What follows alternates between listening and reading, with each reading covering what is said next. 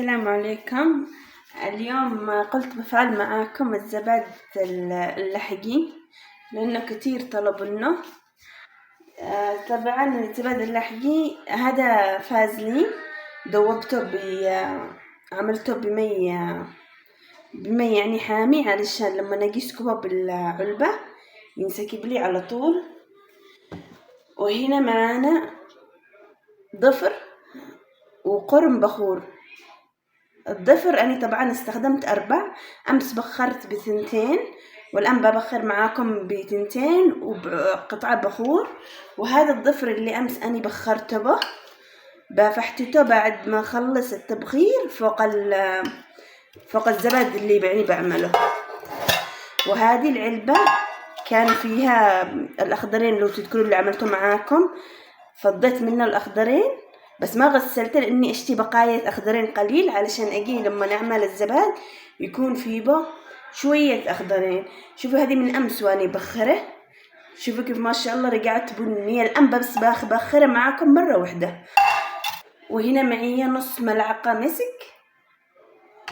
وهنا العطورات استخدمت عطر البخور واستخدمت رشيقة واستخدمت عطر تعجبني، اسمه العطر تعجبني. طيب الآن ببخر معاكم آخر تبخيرة. طبعا أني علشان أختصر لكم الموضوع، يعني عشان أختصر لكم الفيديو، بخرت من أمس لأني ما بقدر كل شوية أقول لكم الآن ببخر، فهمتم؟ فقلت ببخر وبعدين قدني بكلمكم بالفيديو كم ما تشي بخري 5 مرات 7 مرات 4 مرات عادي كده. اول شيء تطرحي العلبة كده قليل، تخليها مفتوحة علشان يطلع البخور، لانك لو قفلتي عليه بنفس الوقت ينطفي الجمر، فتخلي كده يدك قليل.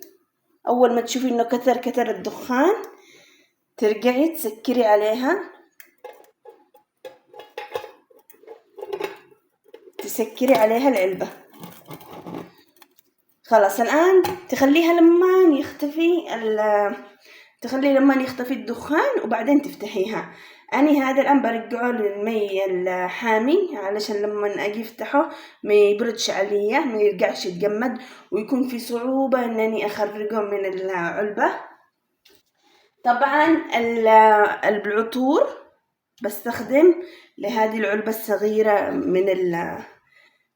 من الفازلين، بستخدم من العطور 30 ملي، وبفعل هنا شوية مثبتات، نقطة بس مثبتات. وإن شاء الله أول ما يكمل الدخان من العلبة برجع أوريكم إيش تعملوا. طبعا هنا ما قدرت الصراحة أصبر لما الدخان يخرج لأني كده من أمس أبخره، فقلت علشان الفيديو ما طولش كتير. شوفوا هنا أخذت الضفر وبرميه بالجمر، يعني برميه بالفحمة وبخلي الضفر علشان أدوبه، أفحتته يعني فوق اسمه ده الزباد اللي بعمله.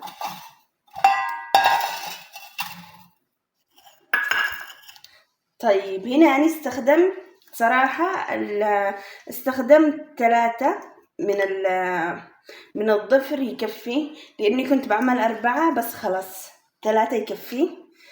فالآن بجيب الفازلين اللي دوبته أني من قبل وبسكبه على العلبة.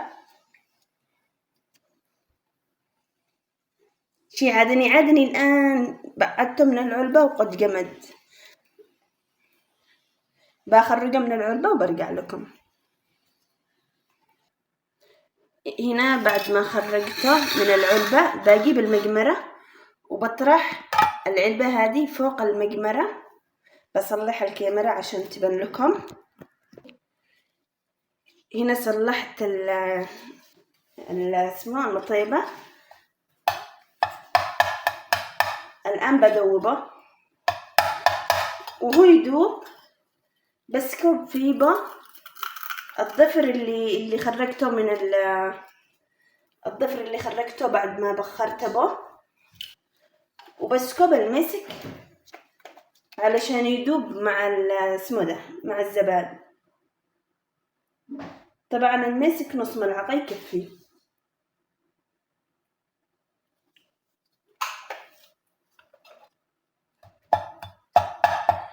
وما بسكبش اي عطور الا لما انزله من القمر، بعدين ببدأ اسكب العطور. هنا بس فقط عشان تدوبي الزباد وتدوبي كمان المسك، وكده يكون هو الزباد اللحقين. انك تخلي شوية من الاخضرين والظفر الذي تبخري منه تفحتتيه داخل الزبادي. بخلي لما يدوب كله مع بعض وبرجع لكم عشان وقت الفيديو.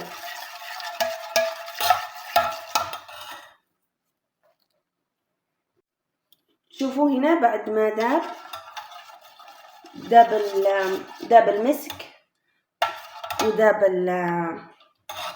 الفازلين كله، بسكب نقطة بس شوية من المثبتات. شوفوا شوية بس. وهنا بسكب العطور اللي خلطته. تعملي بس 30 ملي.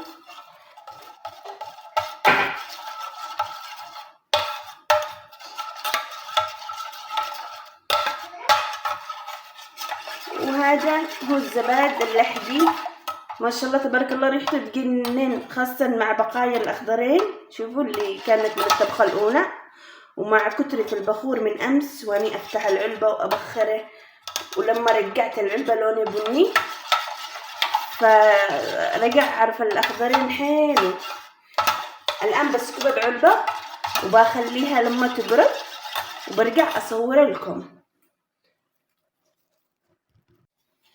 شوفوا هذا الزباد ما بشتيهوش يجمد كله، قلت بسكبه هو عادو جامد شوية.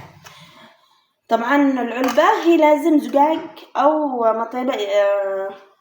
مطيبة زي كده حديد يعني، بس لأنه عادو مش متوفر عندي بعدين باخد، قلت بسكبه بذمة بالمطيبة العاج عشان بس تشوفوا كيف اصطلح. شوفوا كيف كانت المطيبة من قبل كانت بنية، هذاك آثار البخور كله نزلت مع الزباد، انسكبت مع الزباد. تبارك الله ريحته حلوة قوية خمرة كل شيء.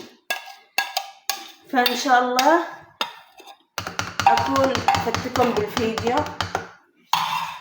واستنوني بفيديو تاني. وإذا حابين أطبخ لكم أي شيء أو تسألوا أي حاجة أنا بالخدمة، وإن شاء الله استنوني بفيديو تاني.